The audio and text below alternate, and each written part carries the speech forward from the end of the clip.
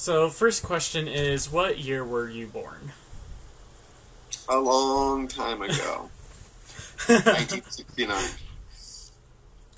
Alrighty. How did you discover drag? So actually, so, so I went to my first gay bar in 1987. All right, long time ago, and that was my first exposure to it, right? Because they had shows every weekend, and so Yeah. I had no idea what it was until I went to the shows and started seeing it. Um, but it wasn't until probably ooh, 87, maybe almost 10 years later when I actually dated somebody Hmm. who did drag on a regular basis. And that was really like my first exposure to the lifestyle and what people went through and like what all it took to put shows together and costumes and all that kind of stuff. Yeah. But I didn't really know until I actually lived with the person who did it. Nice. When did you decide to do drag and why?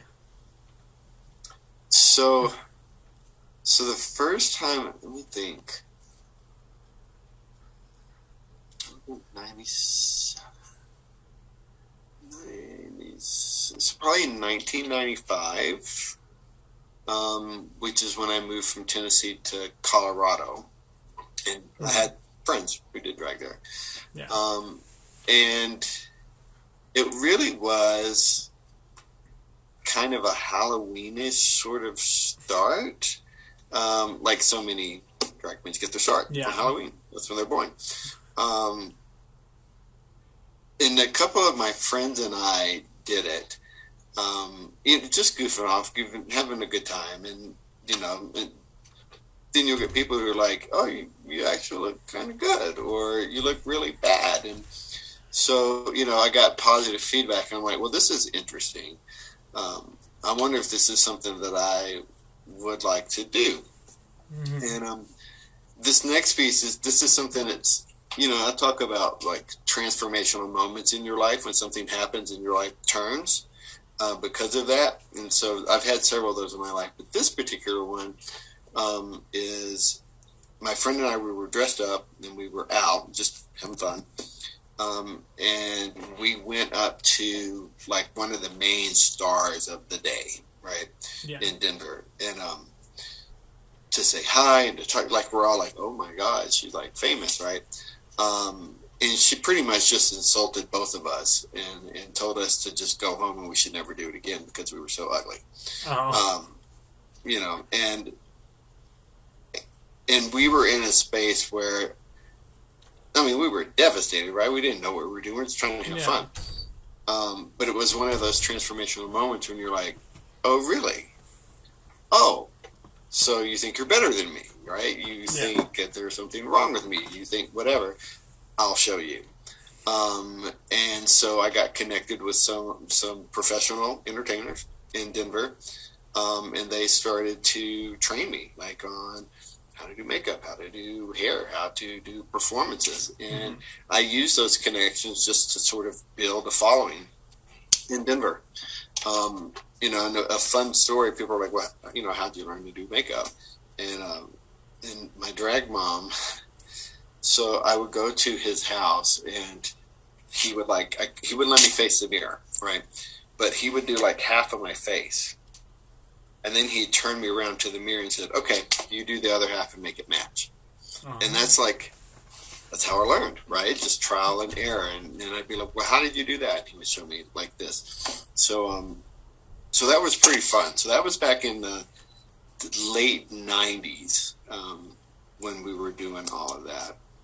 Now I can keep going if you want, but or we can like tell me your questions and maybe that will guide me because I can talk Okay. all day. So. Um. Basically, beyond this point, so that part was mainly just like, how did you do it, and then the rest is like, what do you like? What do you believe in this, and like, what's your opinion of these kind of things, basically? And so, like, the next question is going to be like, what is the importance of it to you? Like, what's the meaning of drag? So one of the things too that I think is important is how it has changed over the last 20 years or so. Um, back then, really most of drag was built around like Las Vegas style performances, right? Huge headdresses and feathers and like beaded gown, like really super duper performance, costumes and all that kind of stuff. And it's not so much that way anymore. You see a lot of, I think, entertainers who are more desirous of looking more feminine, right, or looking more like a woman. I mean, whatever that means, right, for them. Yeah. But less drag and more like there's no good word I can use. It doesn't sound offensive, so I'll just say more like their perception of what a woman is. And so you don't see all the costumes, right? You see different kinds of performance wear. You know, back in the day, we'd wear wigs that were this big. You don't see that anymore, right? They dress different. They do songs differently. They do their makeup differently. So I do think it's important to acknowledge how much has changed over the last 20 years or so. It's definitely different. Yeah. I do think one of like the fundamental pieces of drag, and this could be drag queens, drag kings, it doesn't matter, right? Is that it allows you to take on another persona and to try that out for size.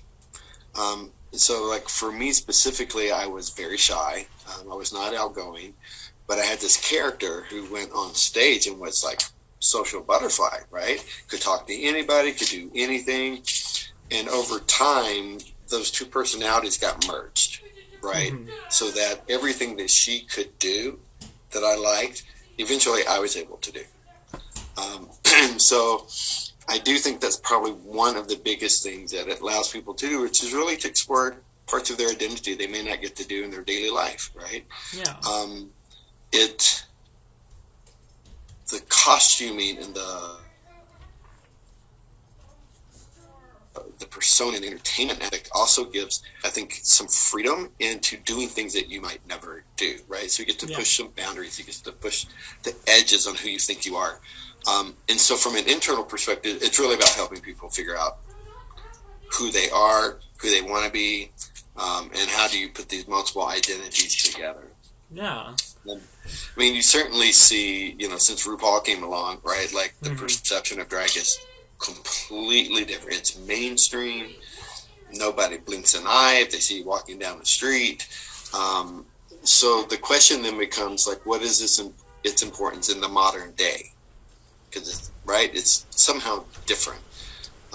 So for me, I think it's important. It comes around playing around with like gender dichotomy. Like gender dichotomy is not a real thing, right? And so I think drag is really helpful in helping people become more fluid or present themselves as more fluid, which I think is awesome. I think it is a very good way to have visibility in the community, right? Yeah. Because it's so much more accepted, it just becomes more visible and it's more talked about. And it's nothing to have a drag queen on a new show. I don't know if you know the performer Gia Bianca Stevens in Utah. You know, she's a regular guest on some morning show on TV here. So it's just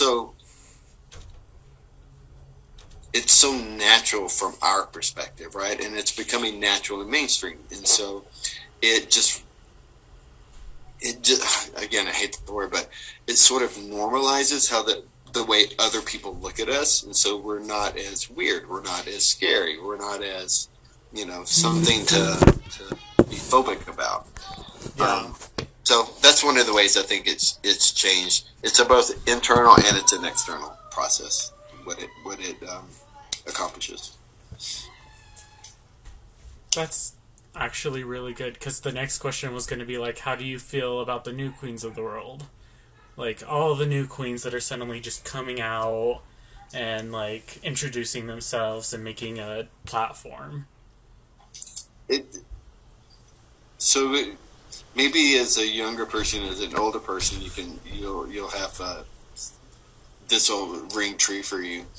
So, I'm like probably as old, if not older than your parents, right? So, that old adage of like, kids these days, they don't know anything, or that music Yeah. they listen to is awful. So there is some of that, right? We look at them and we're like, what are you doing? And they look at us and like, you're old dinosaur, leave me alone. It comes naturally. So there's, a phrase that we talk around, throw about, which is like, all drag is valid. Mm-hmm. All drag is not good, but all drag is valid. Yeah. And, really what we mean by that is you are allowed your own self-expression, right? As long as it's not offensive or hurting other people. And so when I look at new entertainers today, a lot of times I'm like, I don't get it. But the reality is I don't have to get it, right? Yeah. All I have to do is appreciate it or support it. I don't have to like it. I don't have to understand it. But as an elder in my community, it's my job to support them in that. So the more the better, right? Everybody should do it at least once. But just visibility, supporting, I didn't even do it until I was like 27. But, you have drag queens coming out in high school or younger. The other thing I think it can be really helpful with young people is to explore gender identity. It's a way of doing that safely. So I think you see a lot more young people experimenting calling it drag. That's what they want to call it. So I'm the old person who's like, I don't get these kids today. But I also understand that's okay, right? Yeah. I don't have to get them. And, most people in my age group would agree. Like, what are they doing? What are they wearing? That's ridiculous. So I don't know if that sort of gets to what you're asking. Yeah, it does actually. I remember even hearing the expression for the all drag is valid, because I watch a show a lot and they're like, all drag is valid, but most is trash. Yeah, your identity, your art, your presentation, that all belongs to you. Mm-hmm. That doesn't mean it's professional. It doesn't mean you're a great entertainer or something, but it's elders of the community. Our job is to help mentor young people, to help them be better if they want. Yeah. Right. Again, what I think means better is not always what they think means better. Mm-hmm. So it's I went 12, 13, 14 years when I didn't do it. And then I came back to it. I'm like, the way they do it now is completely different. Like even the makeup is different. So I got connected with young entertainers, and they're like, no, this is how we do it today. This is how we put it all together. And so there's definitely some give and take, which is nice. I can be like, well, this is how you sew an outfit. So this is called a feather, and it goes like this. So that's sort of nice for the intergenerational stuff. Yeah.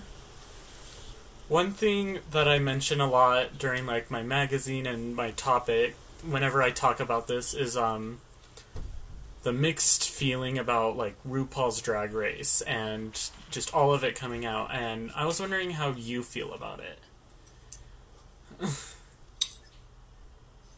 So I don't watch it anymore. Mm-hmm. One of the reasons is, I don't know what season, maybe season 2 or 3, or whenever they started doing Untucked, they added to the show. It was cruel. It was mean. It portrayed people in such a negative light. It even mm-hmm. promoted people to be nasty. And at the point, I'm like, I don't want to see this. This is not entertainment to me. This is cruelty. This is bullying. And so I stopped watching it then. Haven't watched an episode since then, because I thought it was hurtful. And that to me was the opposite of what I thought drag should be. Yeah. Most of my friends love it. They can't wait to watch it, and good for them, right? But that's somewhere I had to draw the line, because I think it probably just triggered me too much from what I had gone through, and so I just was not interested. It serves a purpose, serves a role, mm-hmm. Just not for me. Yeah, I even heard about that where when Untucked came out, it portrayed a lot of like even people of color on the show in a bad light because there was one fight I think in season 10 that happened on stage, and like it portrayed one of them just horribly because she was like she got to go home last season and now she's back, and I feel like she should go home because she proved that she needs to grow from it. And then like everyone just like jumped on her and was like really rude, and everyone was like, that isn't good, you're showing it wrong. Mm-hmm. Yeah. Yeah. I don't need more negative in my life. I need positive. Yeah. The next question is, do you believe that the history of drag is important, and why? Absolutely. I mean, any history that helps define a community is important, whether it be positive or negative, right? It's essential. You may have heard, like, the LGBT, or LGBT sort of riots at Stonewall. It's like what kicked it all off, right? And people are always like, drag queens did that, and it wasn't drag queens who did it. It was transgender women who did it, who really kicked it off. And we got with the program later on. So I mean, that part is good. Mm-hmm. But drag is like an art form, but it's also part of this broader picture around gender fluidity. And that goes way back. I mean, even in 1920s in this country, you had all male clubs or all female clubs, where they would dress as the opposite gender. So the history of that has been a long time, and that's history that came out of the theater, right? So sort of sanctioned, acceptable into sort of these 1920s trying to like take on sort of stereotypic gender roles, into then really what came out of the 70s into the drag community. If you don't know where you came from, it's impossible to understand where you're at. Yeah. Right? Like the things that people can do today, like walk down the street and hold hands. If we'd done that back in 1987, we would have been assaulted, right? We would have been beaten up, if not worse. People today, for the most part, are there's good medical treatment for people who have HIV or AIDS, right? Yeah. Back when I came out, 10 of your friends would be dead every week, right? So, and I know this is a little off of drag, but this idea of like, there's a history there that you need to understand in order to appreciate where you are today. And if people don't know that, they just assume it's always been this way, and it hasn't, right? I mean, there's great sacrifice that brought us to this point. There's great loss that got us to this point, and great victories. And knowing that, I think, builds that foundation for people to continue that growth, right? So that's like sort of broad picture. I still think it holds true for drag. I mean, that is a fundamental part of our community. Always will be, will never go away, and it's probably the number one sort of entertainment aspect of what we do. And you have to think of those early people who paved the road for drag queens. Divine, Lady Bunny, Hannah Levis. I mean, some of these people really just did amazing things. Culture or Club Kid stuff that came out of New York, right, which is a lot of famous drag queens sort of originated there. So it's all history is important. People should know where they came from. And that includes drag, right? Because it's so integral to the gay community. What is something you would teach the youth and even the youth of drag if you just had like one chance to teach just one topic? What would you teach?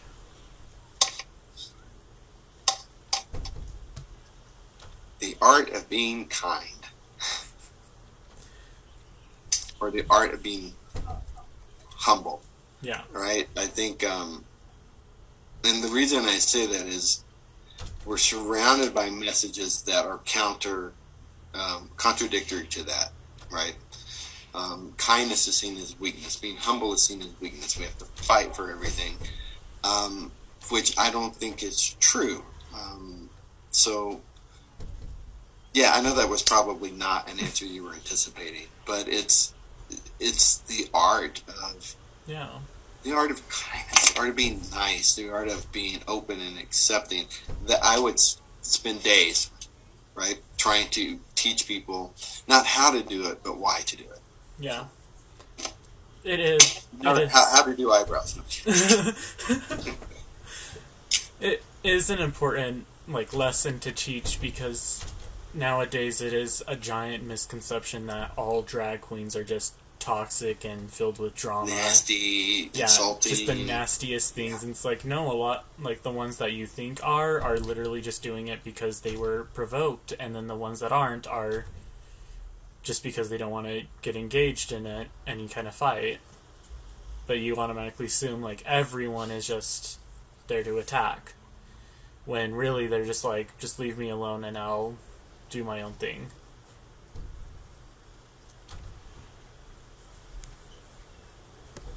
Sorry, one sec. Here we go. There we go. I think my thing cut out. Oh, Yeah. okay. But yeah, like, just everyone automatically assumes that drag queens are, like, you say one thing wrong and they'll go after your whole family. Yeah. When Yeah. really it's like, they'll just defend themselves. And some are like that. Yeah. Some are doing it because they think it's funny and it's entertainment. But that's a fine line to walk, and it often sort of crosses over into cruelty, which, as I mentioned before, I have no time for that. So Yeah. there's nothing wrong with being beautiful, talented, and nice. Yeah.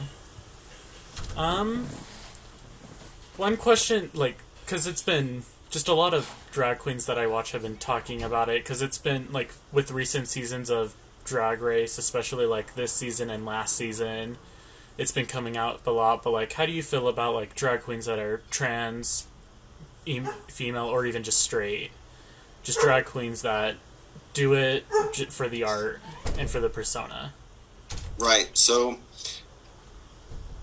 drag is separate from gender identity. It's separate from sexual identity or sexual orientation identity. Although it's traditionally been seen as a gay man thing, it's really not. It's very separate, because really what drag is an art form. Yeah. Right? So anybody can ascribe to that art form. Cisgender women, cisgender men who are straight. I mean, it doesn't matter. It's one, again, I think, particularly around for trans men and trans women, it's a safe place to be, like, especially early on when you're trying to, like, figure out, like, you want to present that persona.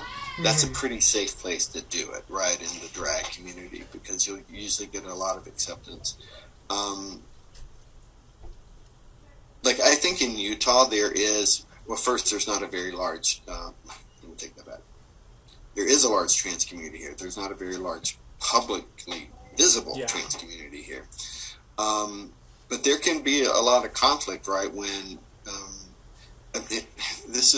so trans men have seemed to have an easier time getting involved in, like, drag king groups. Trans women are often not well accepted into the drag queen community here. Because Utah's kind of transphobic, even in the queer community, right? Yeah. So, there was a monthly show, which was simply all transgender performers, right? And so there's been some work being done around in that area. It's just like, so what, are you a drag queen? Then anybody can be a drag queen. Are you a trans performer? Not everybody can be a trans performer, right? No. So I think it just has to do with how you see yourself and what is your identity as a performer. If you're a trans woman performer, then be a trans woman performer. You're still welcome to get on stage with the drag queens, right? But you don't have to make yourself a drag queen to have a space there. Yeah. However, I know plenty of trans women who want to do the wigs and the crazy makeup and the crazy costumes, and so it's great. So I would just say there's an art form a personal identity. Mm-hmm. And there's no requirement that they match in any way. Yeah, like one person whenever I talk about it that I instantly think of is Kylie Sonique Love, which was the most recent winner of Drag Race All Stars, and like she's just gorgeous, and like I even like to quote Got Mick, which is a trans man drag queen that is also gorgeous, and like they've even said when talking about the Metamorphosis, because she is straight and everyone's like, that's not allowed, why is a straight person doing drag? And she was even saying like, as long as they understand the history and where we've all come from, like it's all valid. It as long but the second that she misconstrues the history or just like ruins it and all this, then there's a problem. But like, it shouldn't matter on orientation. So much of it is theater to me, you know. Yeah. I mean, but people make their livelihood out of doing it professionally, you know. Yeah. And so, you know, there's always could be a little bit of drift between, you know, people who are like, this is what it means. This is the true only way that you can think of it. And those who like to dabble around, care less who wants to come do it as long as they're good, right? Yeah. Why? Because that makes a great show. And really, the only reason we do drag is to do shows. There is no drag without an audience. Yeah. The next question is, how do you feel drag affects the world, in general? I will say this for Drag Race. Since it's gone international, I think that that's been a huge, sort of a huge way to link countries around sort of this common idea. But, you know, this idea of like drag as gay men performing, it's a Western idea for sure. You know, it's a gender fuckery, which makes most Western people uncomfortable, particularly like straight men. It makes them like crazy uncomfortable.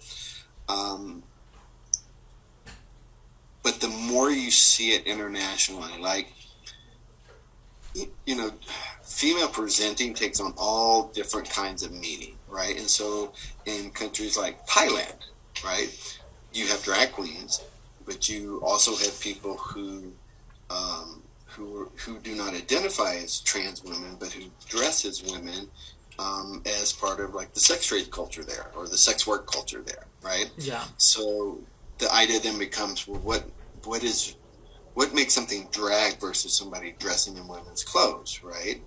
Who's not trans? We have much to learn, I think, about the way that it manifests in other parts of the world. But certainly for Western, it's all entertainment. But that's why we do it, and I think it's more than it's all theatrical, and I think that is a great way to, you know, shift society a little bit at a time. Once it got on TV and it became mainstream, Yeah. It blew it's not up. much of a deal anymore. Yeah. Since there is still like a giant negative perception about drag, just like how everything, even if it's been around for thousands of years, there's still a negative perception about it. What do you wish the world would change about it, about the perception? The number one thing I would like, my friends wouldn't like this, is an understanding that drag is an art form. It's not like gender or orientation or any of that, right? It's separate, and that's what makes it so available to anybody. Cisgender straight people, they need the opportunity to explore their identities, right? And I mean, and this is what drag does, right? So, you know, I guess that's what I would want, and that, and to like try to separate. The idea behind that is drag is not a gay thing, Yeah. right? It's not a gay man thing. It's an everybody thing, and so most people who have trouble with queer folk is because all they can think about is the bedroom, right? So queerness is always connected to sex, which is like, right? So when people are not able to separate those things, right, that's where we get all this transphobic or homophobic or all that kind of crap, where drag is a way of being queer that has nothing to do with sex, right? Yeah. There's a rambling answer for you. Yeah, I totally get it, because I completely agree with you. It is a giant art form. Like, it does help. Like, I know a few friends of mine that realized that they were trans because of watching things like Drag Race and realizing that they really identify with it, and like drag even introduced stuff like tucking and stuff to make them feel more comfortable with their own body, because there are a lot of laws that make it so then they can't express their true self until they're way older and that kind of thing. But like it's really sad, but it's also helpful and just an art form for everyone. Yeah. I mean, I don't know how far back you've watched Drag Race, but it was fairly, I don't know, maybe season 4 or 5 or something in there, maybe 3, where they had their sort of first trans female contestant Oh was yeah. sort of like outed on this show, right? It was a huge controversy back then. Like, should she be allowed to perform? That's not fair. That's like all that kind of crazy stuff, right? So even that was a moment, I think, for the queer community to really sort of sit back and think about how it viewed issues around transgenderism and drag. Yeah. Ultimately, we figured out that they're not the same, and that's okay, right? Yeah. You don't have to be anything to be a drag queen. Mm-hmm. There's no prerequisite. Oh yeah. Now when people talk about it and it being unfair, they just say like, "Oh, they're so much prettier now," because they actually know how to do it. Because like with now, like how you had said, with drag now becoming like, how can we look the most female instead of just like putting on a whole entire persona? Like now it's just all like, oh, if a biological woman goes on there or a trans woman, they're gonna do like 10 times better because they actually know how to do it. They now have the experience of being female and looking the part. And that's what I've heard a lot, and so it's like, do we need to have this kind of thing going on where it's like, oh, they're better than us and all this just because of the fact that they can feel better, when it's like anyone can do better as long as you actually feel better. Yeah. I do think it's something you just said, that it's interesting to consider that really the way we assess and evaluate trans individuals are on how pretty they are. Yeah. Trans men and trans women, right? Like, how close do you get to the epitome of what we think is a beautiful man or a beautiful woman? That's kind of sad. Another conversation to be had. Yeah. On definitely. what is beauty. My last question really is just, is there anything you would want your community to know, like, just from your experience and you being a drag queen and all that, like, is there anything you want your community to know from this whole thing? I think one of the things I would encourage people to think about is not putting boxes around what it is, right? I mean, and I do it myself, but trying to be open to it as an art form, but also to artists to have an understanding of the power they wield in a community. So 99% of what I do is all around charitable work, right? Yeah. There's some people who only do it for pay. But all of us wield great power in the community. We have a voice, we have a platform, we have a presence. And I think I would like people to have a better sense of what they could do for their community if they brought that to bear. So not only what can I do for myself, right? Lots of money and people love me, blah blah blah. But what can I do as a spokesperson, or what's my platform that I can do something on? So that would be the other part. Alrighty. Well, thank you so much for your just sacrificing your time for this. I had lots of fun. Like I learned more from you than I ever had just researching on my own.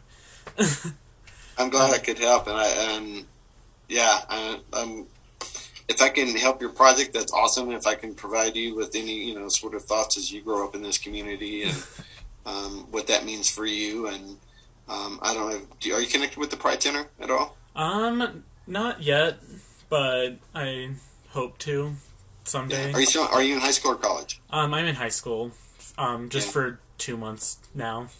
So they do have youth programs for people under the age of 21.